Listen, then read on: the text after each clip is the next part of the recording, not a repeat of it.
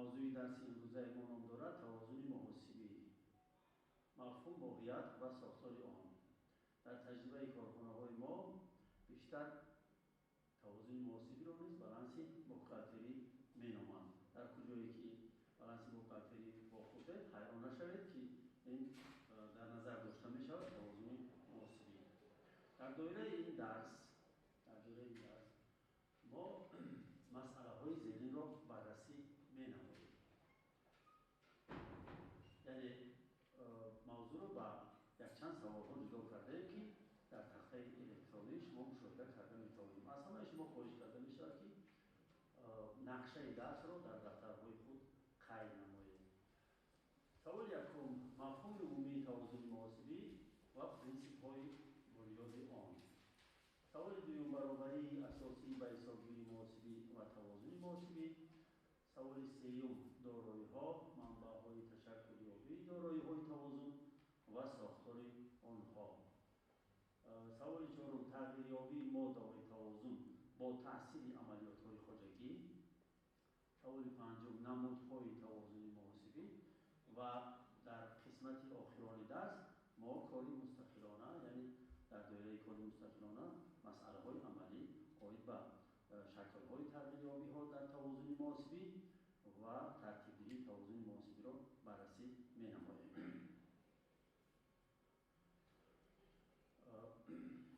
دایر به سوال یکم همین را قید کردنی هستیم که یکی از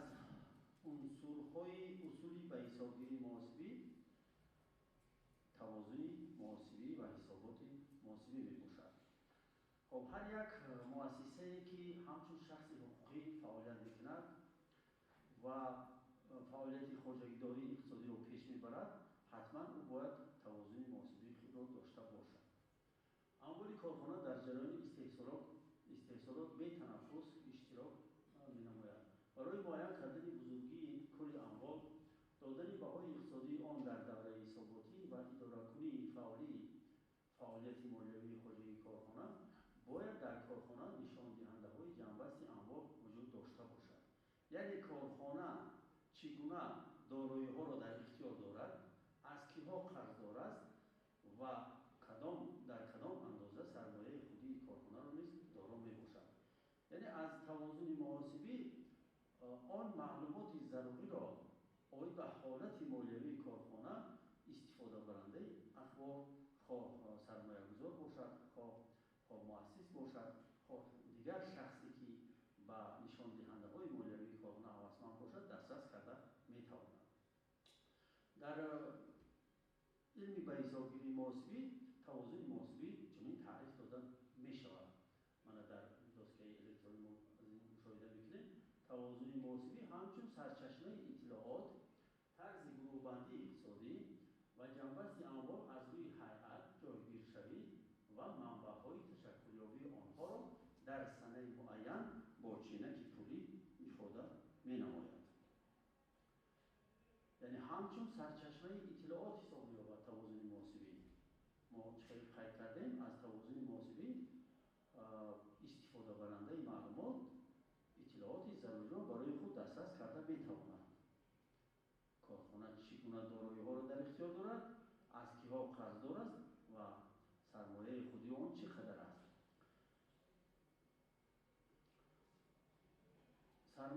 توازن محاسبی سرچشمه اساسی اطلاعات میباشد. خب مادامی که سخن در خصوص دارایی‌ها، عهده‌داری‌ها و سرمایه خودی می‌رود، ما و شما باید دانیم، یعنی خصوصا دانشجویان عزیز، شما باید دانید که دارایی‌ها با دارایی‌های کارخانه چطور داخل می‌شوند. این ما می‌دونیم که واسطه‌های پولی، خب ذخیره‌های مادی مالی، واسطه‌های اساسی در نمود بنا، انشاءات، ماشین و تجهیزات، کاغذهای قیمتناک که در کارخانه همچون سرمایه‌گذاری‌های مالیوی اعتراف کرده می‌شود. خب دارایی‌های غیر مادی، اینها از گروه واسطه‌هایی میباشند که به هیئت دارایی‌های کارخانه داخل می‌شوند. خب در نوبت خود کارخانه در روند فعالیت خواجگیداری میتواند قرضدار باشد. یعنی قرض‌های کارخانه همچون عهده‌داری‌ها در توازن محاسبی инъикос карда мешаванд. корхона чӣ гуна қарздориҳо метавонад дошта бошад? Якум, қарз дар назди таъминкунандагон, ина мо мегӯем қарзи тиҷоратӣ. ҳангоми харид намудани молу ашёҳо корхона ба таври насиҳ метавонад қарздор монад. қарз дар назди коргарон, қарз дар назди муассисон, қарз дар назди бюджет ва дигар ӯҳдадориҳои ҳисобгузаршуда ҳангоми ҳисоб кардани мана дивидендҳо, фоизҳо барои пардохт ва ғайраҳо ба амал омаданаш мумкин аст. ва бахши дигари тавозуни муосибӣ сармояи худӣ мебошад, ки агар аз маблағи умумии дороиҳои корхона ӯҳдадориҳои онро тарк кунем, сармояи худӣ ҳосил мешавад. тавозуни муосибӣ аз рӯи сохтори худ нақшаи як ҷадвали дутарафаро мемонад, ки мо дар намунаи онро дар тафтаи электронӣ чунин пешниҳод намудем. тарафи чапи ҳамин ҷадвал ном дорад дороиҳо, тарафи рости ҷадвал ном дорад ӯҳдадориҳо ва сармояи худӣ. дороиҳоро бо ибораи байналмилалӣ активҳо мегӯянд, ӯҳдадориҳо ва сармояро пассивҳо меноманд. дар навбати худ дороиҳо иборат аст аз ду боб. боби 1А ном дорад дороиҳои гардон, боби 1Б дороиҳои ғайригардон. дар бахши ӯҳдадориҳо ва сармоя се боб ҷойгир карда мешавад. яъне боби 2А ӯҳдадориҳои кӯтоҳмуддат, боби 2Б ӯҳдадориҳои дарозмуддат ва боби сеюм сармояи худӣ. ба ӯҳдадориҳои кӯтоҳмуддат он қарзҳои дохил мешаванд, ки муҳлати пардохташон то чӣ қадар аст? 1 сол. То 1 сол бошад, мо инҳоро ба ӯҳдадориҳои кӯтоҳмуддат дохил менамоем. ва он қарзҳое ки муҳлати пардохташон аз 1 сол зиёд бошад, ҳамчун ӯҳдадориҳои дарозмуддат эътироф карда мешавад.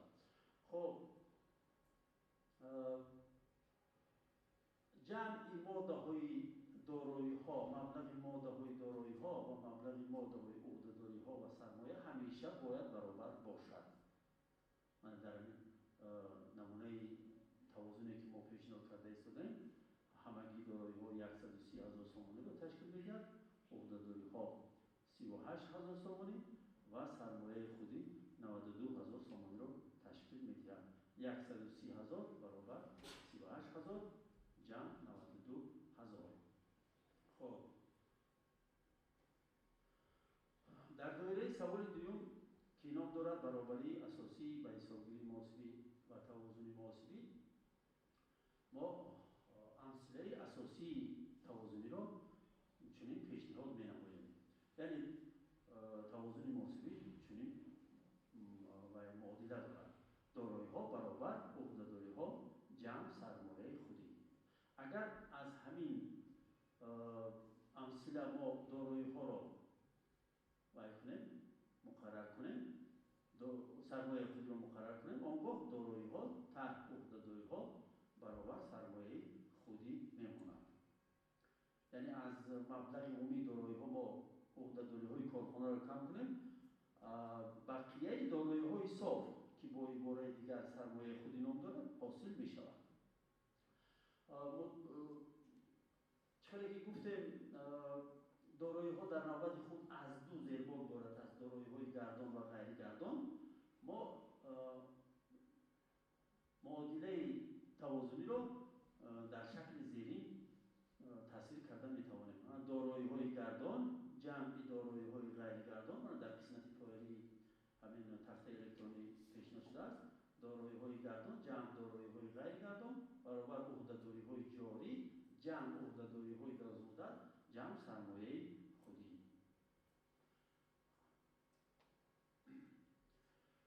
дар доираи саволи сеюм ки ном дорад дороиҳо, манбаъҳои ташаккулёбии дороиҳои тавозун ва сохтори онҳо, яъне ҳамин тавозуни муосибӣ аз кадом моддаҳо, аз чиҳо иборат аст, пешниҳод карда мешавад. هر اون چیزی که در توازن محاسبی объект های به حساب گیری که در توازن محاسبی قید کرده میشه قید میگردد آن را ماده های توازن مینامند. ماده های توازن. خب من میبینیم که به دارایی های جاری یا اینکه گردان کارخانه چه ها داخل میشده است. واسطه های پولی، سرمایه گذاری های کوتاه مدت، قرضداری های دیبیتوری، اشیاءها، با عبارت دیگر ما اشیاء رو همچون ضمنه ذخیره های مادی مالی اعتراف میکنیم، خراجات دوره های آینده و غیره ها. خب واسطه های پولی رو میدونیم که از چه عبارت هست. مبلغ های پولی نقد در خزینه، مبلغ های غیر نقدی در صورت حساب و دیگر اکویوالنت میگیم معادل های واسطه های پولی، چک های پولی، پول های در مثلا راه بودن و غیره ها. سرمایه گذاری های کوتاه مدت و سرمایه گذاری های کوتاه مدت چه ها داخل می شوند؟ حالت های دچار می‌آیند که کارخانه در مورد داشتن مبلغ های زیادتی اضافگی مبلغ های آزاد خود رو به کاغذ های قیمتناک صرف می‌کند. یعنی کاغذ های قیمتناک خرید می‌نماید با مقصد گرفتن دیویدند ها، فایده های علاوه‌ای. اگر کارخانه در اختیارش همین گونه کاغذها داشته باشد در حسابگیری محاسبی در خصوصا در توازن محاسبی همین کاغذها همچون سرمایه گذاری های کوتاه مدت اعتراف کرده می شود. کاغذ های قیمتناک میدونیم است سهمیه ها، وامبرگ ها، وثیقه ها، سرتیفیکات های بپذیری و غیره اینها به گروه کاغذ های قیمتناک داخل می شوند. خب قرض های دیبیتوری من در حسابگیری محاسبی یک دو عباره استفاده برده می شود، قرض های دیبیتوری و قرض های کردیتوری. شما باید دارم که قرض های دیبیتوری از قرض های کردیتوری جدا کردن می توانید. یعنی قرض هایی که کارخانه از بالای دیگران دارد اینا میگن قرض های دیبیتوری، یعنی دیگرها از کارخانه قرضدار باشند و اگر کارخانه در نزد دیگران قرضدار باشد اینا میگن قرض های کردیتوری. قرض های دیبیتوری همچون دارایی های کارخانه حساب می شود، یعنی باید پولی کارخانه است که موقتا در اختیار دیگر کس قرار دارد این مبلغ ها بازپس می گردند و قرض های کردیتوری باشد اینها عهده‌داری های کارخانه حساب می شوند. قرض های کردیتوری عهده‌داری های کارخانه حساب می شوند. خب اشیاءها، ذخیره های مادی مالی طبق استانداردهای بین‌المللی ذخیره های مادی مالی اصلا به سه گروه کلان جدا کرده می شوند. مال و محصولات که برای فروش تامین شدند، اشیاء خواب و مصالح هایی که در انبارها قرار دارند و برای استحصالات کارخانه ضرورند و بقیه استحصالات ناتمام، یعنی محصولات نیمتیاری که در کارگاه های کارخانه موجود هستند. برای تیار شدن آنها همچون محصولات تیار باز کارکرد علاوه‌ای طلب کرده می شود. یعنی آن چیزهایی که نام کردیم به هیئت اشیاءها یا اینکه ذخیره های مادی مالی داخل می شوند. و خراجات دوره های آینده این چگونه خراجات است؟ ما امروز مبلغ معین را خراجات کردیم و لیکن به این دوره تعلق ندارد، به دوره آینده تعلق دارد. مثل اجاره پولی های پیش پرداخت شده. من حاضر ماهی اگر اپریل باشد برای ماه می ما اجاره پولی پرداخت کنیم همین خراجات پیش پرداخت شده حساب می‌یابد شاید عزیز. یا اینکه من آبونه پولی های پیش پرداخت شده بیشتری روزنامه و مجله ها مبلغ های آبونه پولی رو پیشکی در اول سال قبول میکنند. انا نفرایی که کارخانه هایی که همین مبلغ آبونه پولی رو پیش پرداخت میکنند این برای همین کارخانه ها خراجات پیش پرداخت شده حساب می‌یابد، یعنی این دارایی کارخانه حساب می‌یابد. خب علاوه بر دارایی های گردان ما می‌بینیم که باز دارایی های غیر گردان نیست جدا نشان داده می‌شود. بعد دارایی های غیر گردان چه داخل می‌شوند؟ سرمایه گذاری های دراز مهلت، سرمایه گذاری های دراز مدت، یعنی اون سرمایه گذاری هایی که خب مهلتی دراز دارند، یعنی شرکت با مقصدی بگیم که استفاده بری طولانی بعضی دارایی ها رو خریداری میکند و مثل واسطه‌های اساسی ماشین و چیزا بنا میسازد همین در روند خریدکنی یا که استحصال همین ابیکت های واسطه اساسی همین گونه خراجات ها همچون سرمایه گذاری در از مدت اعتراف کرده می شود. پس از آنی که همین گونه دارایی ها تیار شد به هیئت واسطه اساسی قبول کرده می شود. خب قرضداری های دبیتوری در از مدت، قرض های دبیتوری چیزی که گفتیم این پولی کارخانه است که در دست دیگران قرار دارد، هم به کوتاه مدت داخل می شوند هم به دراز مدت. آن قرض هایی که مهلتی پرداختشان از یک سال زیاد باشد ما اینها رو میگیم قرض های دبیتوری دراز مدت. خب واسطه های اساسی من دوامش از دوستا پرید است. واسطه های اساسی با واسطه اساسی میدونیم چه داخل میشوند؟ بناها، انشاءات ها، ماشین و تجهیزات، واسطه های نقلیاتی و غیره ها. دارایی های غیر مادی یعنی دارایی میباشند که آنها شکل مادی و فیزیکی ندارند لیکن دارای ارزش میباشند و در روند فعالیت کارخانه مدت طولانی استفاده برده میشوند. دارایی های بیولوژی یعنی محصولاتی که از خواجگی های کشاورزی دسترس کرده میشود. خب عهده‌داری ها در نوبت خود جدا میشوند و عهده‌داری های جاری و دراز مدت. من از تخته الکترونی مشاهده میکنیم که چی ها داخل میشوند؟ قرضداری های کردیتوری، قرض در نزد کارگران، قرض در نزد بودجه، قرض در نزد بانک، وام ها هم یک نمود قرض می باشد بچه عزیز. وام برگ با عباره دیگر میتونیم گردنیم. خب عهده‌داری های حساب و ضم شده، این چگونه عهده‌داری ها می باشند؟ مزد مهنت، اندازها، دیویدندها و فایزها برای پرداخت می باشند. آنها در موردهای پیدا می شوند که لحظه پیدایش قرض و لحظه پرداخت آن راست نمی آید. مثلا گیریم شرکت مبلغ معین را قرض داد، مبلغ معین قرض گرفت با فایز معین، سنه آخری ماه 31 ماه همین فایز پرداختن در کار، شرکت پرداخت نکرد، در همینجا عهده‌داری حساب و ضم شده با پرداخت فایزها برای کارخانه به میان می آید. فهمو کارگر که در کارخانه یک ماه کار کرد در آخری ماه محاسب عهده‌دار است که برای اون مزد مهنت حساب کند. هنگام حساب کردن مزد مهنت لیکن حالا پرداخت نشده، اینا میگن که عهده‌داری حساب و ضم شده، پرداخت نشده است. فهمو؟ خب ذخیره های خراجات و پرداخت های آینده این هم یک نمود عهده‌داری است. خب در کدام حالت ها ذخیره های خراجات و پرداخت های آینده به میان میاد؟ وقتی شرکت به طور کفالتی مال رو میفروشد. من در تجربه کارخانه های ما بسیاری میدونیم کارخانه ها رو که مال های خود رو میفروشند در برابرش کفالتی بگیم که صفتی همین مال تامین میکنند. 1 سال 2 سال 3 سال کفالت میدن. انا برای همین شرکت ها ضرور است که ذخیره گشایند.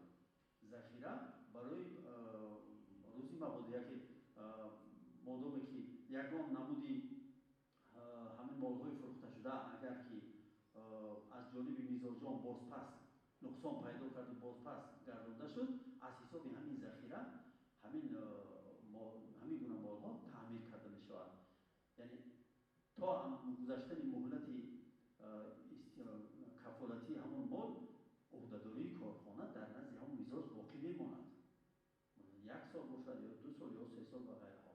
و درآمدهای موقوف گذاشته شده. این چگونه درآمدها است؟ درآمدهایی میباشد که شرکت پیشکی گرفته است برای اجرایش کار و خدمت‌ها.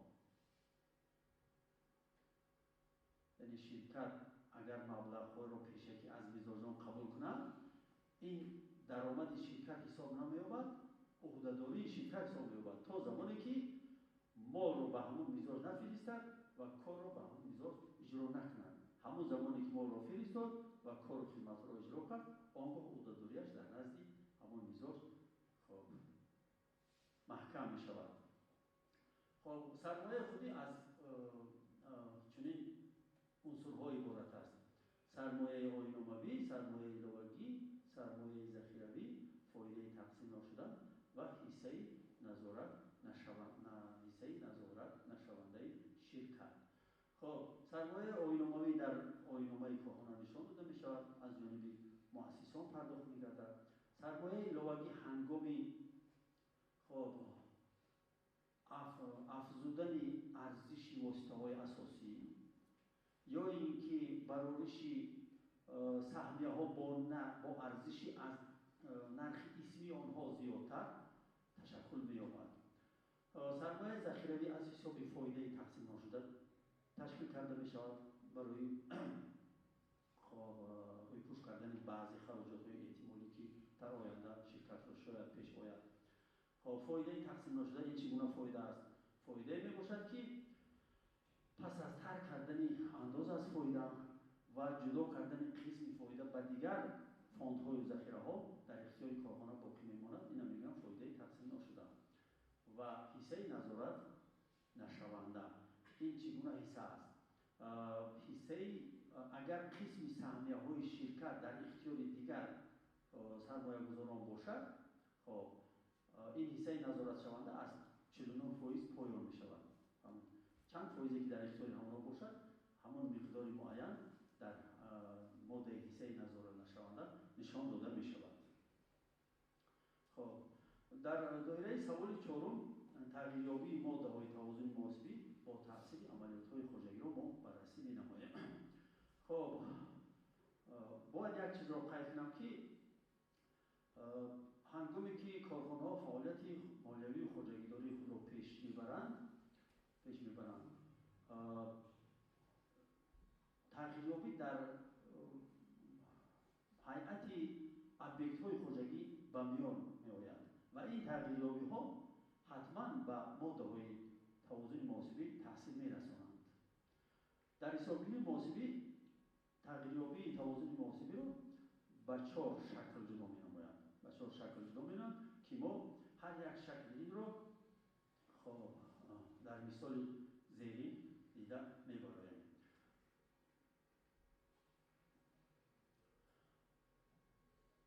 در جدول توازن محاسبی یعنی ابتدایی مختصر کرده شده نشان داده شده است. خب حالا این توازن برای اول ماه پیشنهاد کرده است.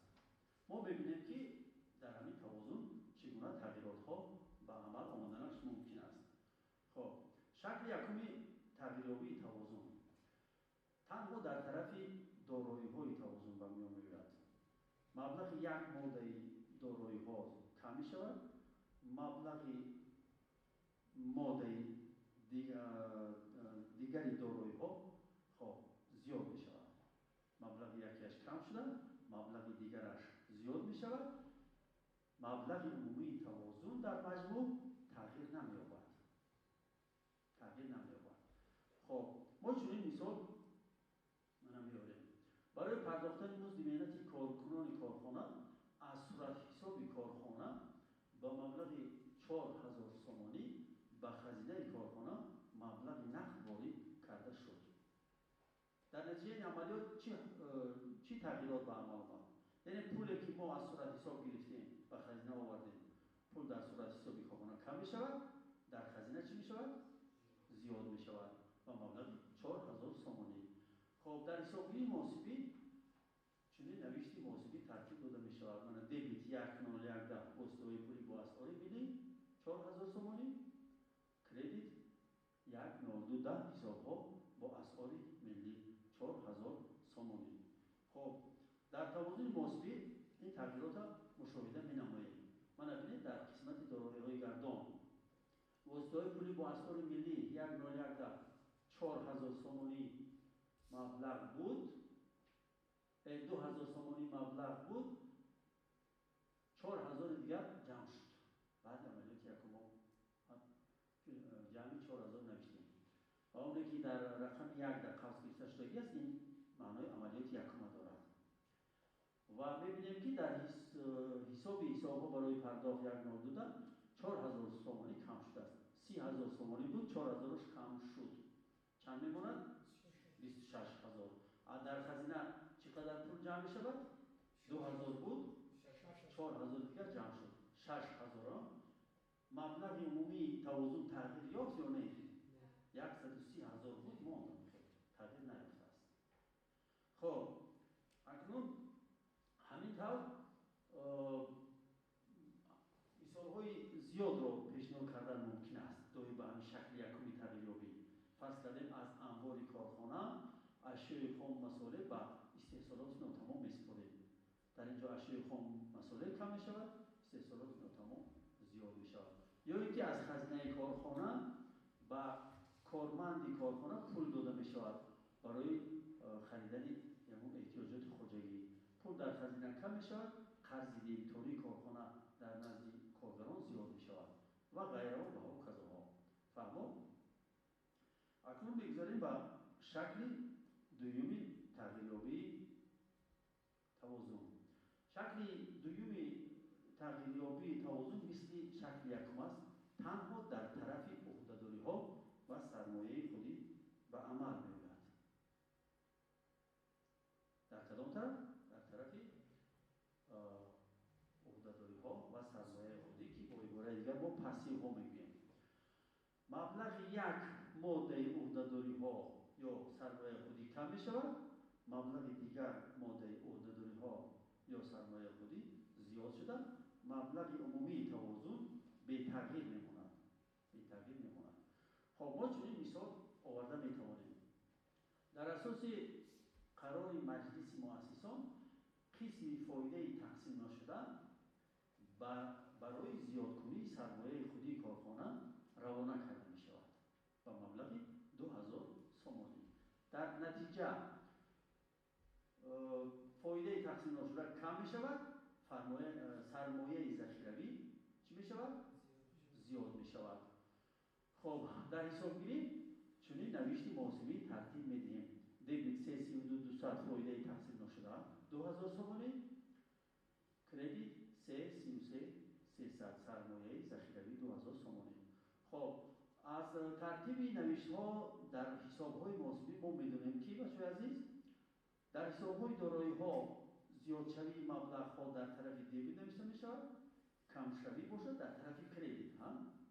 لیکن در حساب های عهده‌داری ها و سرمایه همین چیز برعکس است. میدونید کمشوی در طرف دبیت و زیادشوی در طرف کردیت نوشته می شود.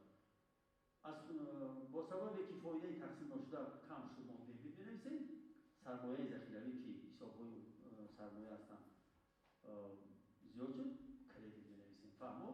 اکنون در توازن محاسبی ما این تغییرات را مشاهده می‌نماییم.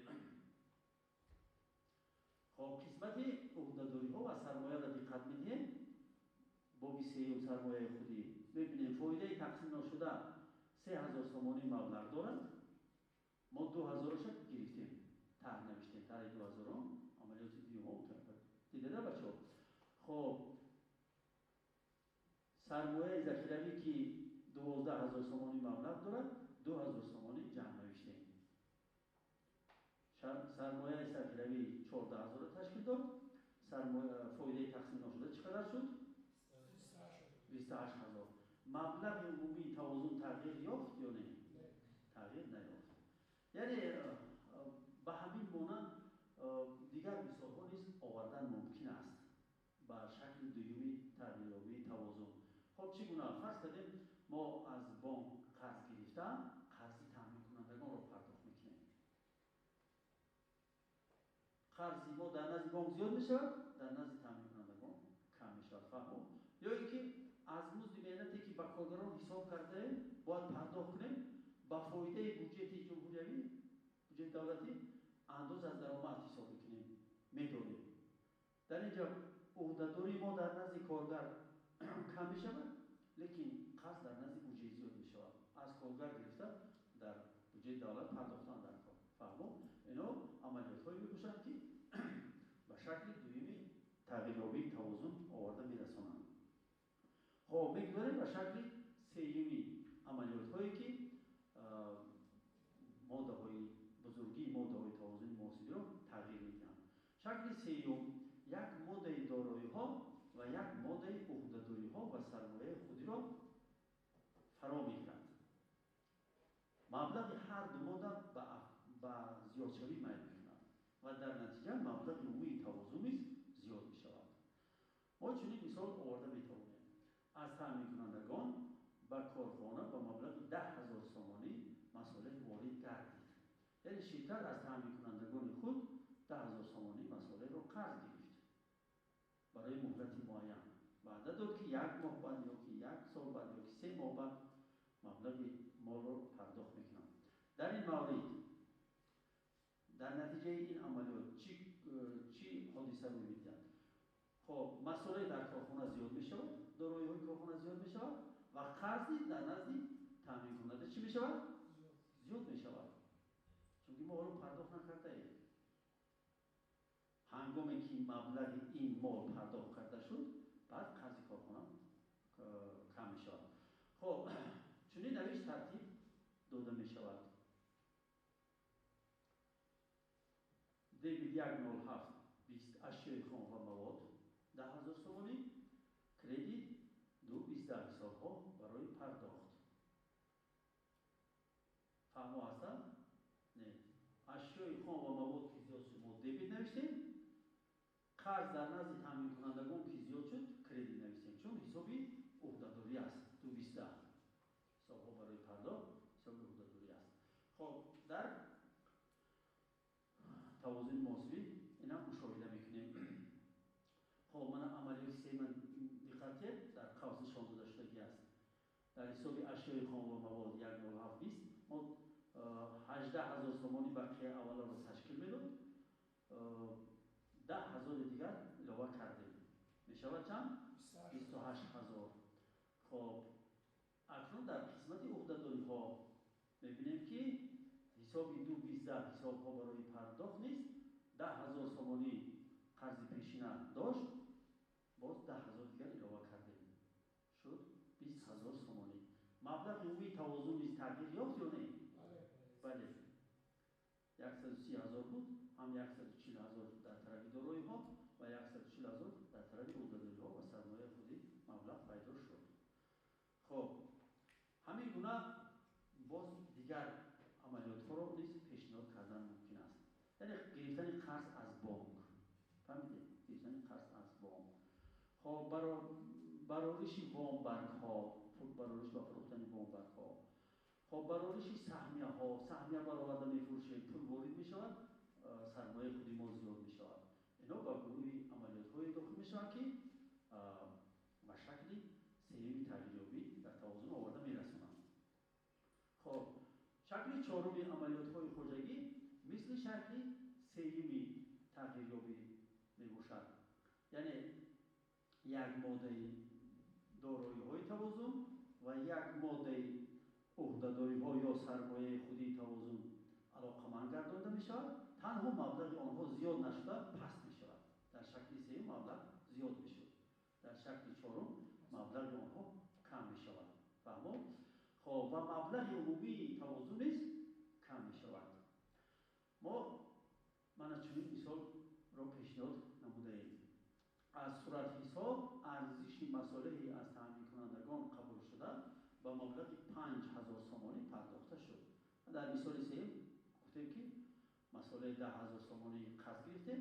акнун дар мисоли чорум хоб барои ширкат имконият пайдо гардид 5,000 сомонӣ ҳамин қарза пардохт кард. дар натиҷа маблағ дар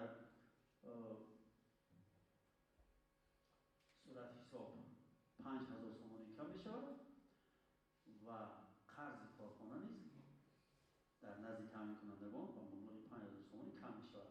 дар ҳисобгирӣ чунин навишт тартиб дода мешавад. дебит 2-20 ҳисобҳо барои пардохт 5,000 сомонӣ, кредит 1-02 дар ҳисобҳо бо асъори миллӣ. хоб чун ҳисоби 2-20 ҳисоби уҳдадорӣ аст, пассивӣ аст, хоб камшавӣ қарз дар тарафи дебит навишта мешавад. аз ин хотир мо ҳисоби 2-20 дебит навиштем ва ҳисобҳо бо асъори миллӣ чун ҳисоби дороӣ аст, камшавӣ дар кредит навишта мешавад. аз ин хотир мо ҳисоби 1-02-10ро кредит навиштем 5,000 сомонӣ. акнун дар хоб тавозун мебинем ки ин амалиёт чӣ гуна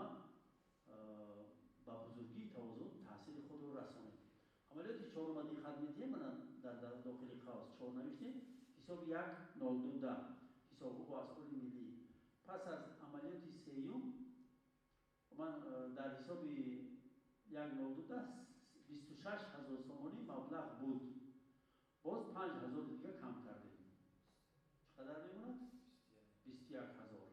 اکنون در قسمت عهده‌داری ها عملیات 4 نگاه میکنیم که حساب ها برای پرداخت خب 20,000 شده بود، 5,000 ش کم کردیم، قرض پرداختیم. چقدر ماند؟ 15,000 سومانی. و مبلغ عمومی توازن چقدر تشکیل میدهد؟ 125,000. 135,000 باید شود. 140 بود، 5,000 ش کم کنیم، 135,000 هم در دارایی ها هم عهده‌داری ها پیدا می شود. همین گونه یعنی پرداختن قرض ها در نزد تامین کنندگان، پرداختن قرض در نزد کارگران، پرداختن قرض در نزد بودجه، خب انا همین گونه عملیات ها به شکل چهارمی تغییریابی آورده میرسانند. یعنی هم دارایی ها کم می شود، هم عهده‌داری ها یا سرمایه خودی کارخانه کم می شود. خب در دوره سوال پنجم ما نمودهای توازن محاسبی را قید می‌نماییم. در نظریه به حسابگیری توازن محاسبی یک چند نمودها یعنی از روی یک چند علامت‌ها تصنیف کرده می شود. خب فرض کردیم یکم علامت از روی سرچشمه ها می شود: توازن اینوینتری، توازن کتابی، توازن اکتواری یا اینکه اداروی. دوم علامت از روی مهلت ترتیب دهی می شود: توازن وارداتی، توازن متوسط یعنی دورگی، توازن برهمدهی و توازن متحد کنی، متحد شده، کنسالیدیرانی بالانس میگن با زبان روسی. خب از روی علامت حجم اطلاعات می شود: توازن مستقل، توازن علاهیده، توازن متحد کرده شده یا اینکه کنسالیدری. از روی پررنگی توازن نتو، توازن بروتو. خب همین چیز هم کمتر شرطی هم یعنی توازن نتو چنین توازنی باشد که به حساب ماده های تنظیم کننده ترتیب داده می شود. اینه چه فهمیدن ممکن است؟ فرض کرده من حسابی واسطه های اساسی خب با ارزش ابتدایی در توازن نوشته می شود. ابیکتوی واسطه های اساسی فرض کرده من در توازن با مبلغ 1,000,000 سومانی واسطه اساسی قید گردیده است. لیکن به همین واسطه های اساسی خب 200,000 سومانی مبلغ فرسوده شده حساب کرده شده است. 200,000 سومانی مبلغ فرسوده شده حساب شده است. خب انا همین فرسوده شوی مبلغ فرسوده شوی مبلغ واسطه های اساسی رو تنظیم میکنند، یعنی کم میکنند، چون که این بقیه کردیتی است. بقیه حسابی فرسوده شوی کردیتی است، از بقیه دیبیتی واسطه اساسی ترک کرده می شود. بقیه مبلغ صافی واسطه اساسی 800,000 سومانی رو تشکیل میدهد. هنگام حساب کردن این مبلغ عمومی توازن ما 1,000,000 سومانی فرض کردیم ارزش اولیه واسطه اساسی رو حساب نمیکنیم و تنها 800,000 حساب میکنیم. یعنی اگر همین ماده‌های تنظیم کننده رو ما باید نگیریم، آنگاه این گونه توازن رو توازن نتو می‌نامیم. و توازن بروتو یعنی مبلغ ماده‌های تنظیم کننده بینابر گرفته می شود، حساب کرده می شود. از روی شکل ترتیب دهی توازن ها می شود عمودی و افقی. خب این شکل های توازنی که من شما پیشنهاد کردم اینا میگن شکل های افقی، یعنی در طرف چپ دارایی ها نوشته می شود، در طرف راست عهده‌داری ها و سرمایه خودی. خب باز نمودی توازن های با میخورد که اول دارایی ها در یک ستون جایگیر کرده می شود، همگی دارایی ها مبلغش برآورده می شود و از پایانش عهده‌داری ها و سرمایه خودی نیز جایگیر کرده می شود که این گونه توازن ها رو توازن های عمودی می نمایند. افقی. از روی مضمون خب توازن های آزمایشی، توازن بقیوی، توازن گردشی بقیوی. خب خب با مقصده که این موضوع برای همه شما باز هم وسیع‌تر فهم گردد. خب شما دانش خود را در خصوصی مفهوم توازن محاسبی، ماده های آن، خب پرینسیپ های بنیادی آن، تشکل آن خب وسیع‌تر شود. ما ضرور میدونیم که یک چند کاری عملی، کاری مستقلانه خب برای شما واگذار نماییم و در یک جویکی آن رو حل نماییم. خب مثال های یکمی که ما پیشنهاد کردیم از شما طلب کرده می شود که به کدام شکل تغییریابی همین عملیات های پیشنهاد شده تعلق دارد شما مقرر کنید. خب موافقی عملیات های گذرانده شده دقت بیتیم بچه‌ها و توازن ابتدایی 4 شکل تغییریابی توازن رو انعکاس نماید. من سوال میدم شما شاگردان عزیز مقرر کنید، جواب دهید. عملیات یکم بر شخص تحت حساباتی از خزینه برای خرید موادهای کنسیلیری 500 سامانی داده شد. خب کسی که جواب دهد خواهش میکنم دست بردارد. این به کدام شکل تغییریابی توازن تعلق دارد؟ به شخص تحت حساباتی از خزینه برای خرید موادهای کنسیلیری 500 سامانی پول داده شد. یعنی در اینجا تنها دو ماده هر دویش دارایی است علاقمند گردانده می شود. مرحمت وظیفه شکل یکمی تغییرات در توازن محاسبی می باشد روشی از دارایی‌های همون خزینه از دارایی‌ها گرفته، از خزینه مبلغ رو گرفته برای خرید مواد کنسیلیری استفاده کردن که با کارگری کارخانه داده شده است. تشکر. تشکر. خب عملیات دویمتی خریدیم باشد. از حساب قرض بانکی قسم قرض کردیتاری با مبلغ 1000 سومانی پرداخته شد. از حساب قرض بانکی قرض گرفتیم، قرض تامین کننده را پرداخت کردیم. مرحمت. این شکل دوم می باشد برای آنکه از یک عهده‌داری گرفته و از یک ماده دیگر به عهده‌داری دیگر زیاد کردیم. یعنی یک قرض را از بانک گرفته، قرض رو گرفته، یک قرض دیگر رو کم کردیم، پرداخت کردیم. قرض ما در نزد بانک زیاد شد، در نزد خب تامین کننده کم شد. بله تشکر. خب عملیات سیوم از بانک با مبلغ 3000 سومانی قرض گرفته شد. قرض گرفتیم، کارخانه قرض گرفت. یعنی هم مبلغ های کارخانه زیاد شد، هم چی؟ قرض کارخانه شکل چند می شود؟ شکل سیومی تغییر می شود. آفرین. خب و عملیات چهارم قرض انداز با مبلغ 2000 سومانی پرداخته شد. قرض انداز با مبلغ 2000 سومانی پرداخته شد. یعنی هم دارایی ها کم می شود، هم عهده‌داری ها کم می شود. یعنی شکل چهارمی تغییرات تعلق دارد. خب شاگردان عزیز در دوام موضوع با یک مسئله در نمود کار عملی برای شما پیشنهاد می‌نمایم که وظیفه خانگی شما می شود. خب به خاطر که کار شما مشکل نشود ما عملیات های خارجی گذرانده شده را در حساب های محاسبی نشان داده.